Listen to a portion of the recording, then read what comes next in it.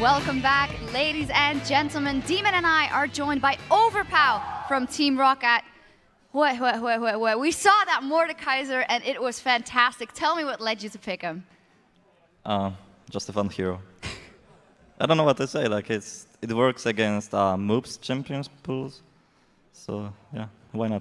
So that's actually something that you guys mentioned in the feature beforehand. You talked about how Supa Hot Crew's champion pool is quite limited. So did you know ahead of time, obviously, what you were going to counter? You kind of knew what you were angling them in towards picks-wise? Do you know what obviously, did you expect the Shyvana jungle, the top lane Mundo, the mid lane Morgana? These are all kind of picks that everybody knows that Supa Hot Crew play. Yeah, we expected all the picks, which they picked. We expect kind of Ziggs, not Morgana, but yeah, we kind of expected Morgana as well, so it worked pretty well for us. Tell me a little bit about the mind games during that champion select, because last week, you beat them with Pantheon mid, the Supa Hot Crew. Was that a factor in that picks and bans? So like, we might bait him out if we do this. Of course, it was our little secret to pick the Pantheon for the jungle. But since America picked Pantheon for jungle, we thought they might think it's actually jungle Pantheon. So let's talk about the turn of the game, because it seemed that obviously Jankos was taking his time at the start, didn't really have too many ganks with the Pantheon, which you would normally expect. Instead, towards the end of the game, were you surprised when you were so far ahead that they were pushing down that mid? Because it just left it open for you guys to jump on them.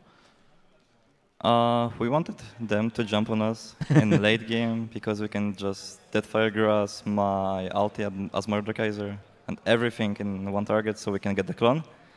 And then if we get the clone, then it's easy win for us, I think. But effectively, you didn't even get the clone off that many times. It wasn't really necessary. And I know I asked you in the beginning, but I do want to know a little bit more about how you played out Mordekaiser and how you want to build it and what is necessary for you to get rolling in a game. Just farm as much as you can. And of course, obviously, you know, you're 4-1 now in the LCS. But as we just said off camera, you haven't yet played Gambit. You're playing them tomorrow.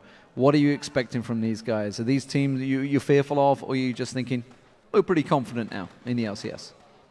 I expect to lose against Fnatic.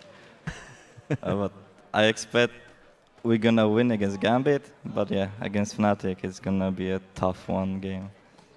Well, we will see, of course. And for now, we're going to hear what the fans have to say on Twitter. Of course, earlier in the show, we asked you which champion was the most exciting to see during week 1 of the EU LCS and why. And luckily, we have Overpow here because ROCCAT has been playing some crazy things themselves. But the first answer is from @I'mNevariel. LeBlanc was so interesting because she is so volatile and skillful, so much potential, but so fragile. It's like an art. Get fed or feed. What's your opinion on LeBlanc?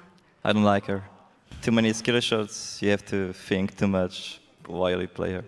Yeah, and she's not done that well either. I mean, you think of every time she's been played so far in the LCS, other than Bjergsen in North America, who, well, in fairness, did some very good plays. But, I thought you were going to say something else. It's another European player doing well. What can I say?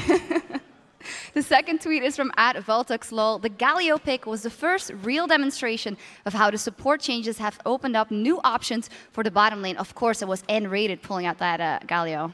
Yeah, and Trevor said it at the start of the show. That was actually one of his plays. And what do you make? I mean, have you seen, has Vander ever thought, hey guys, I want to pull out Galio? Was that something you guys would actually accept? We will never let him Galio support.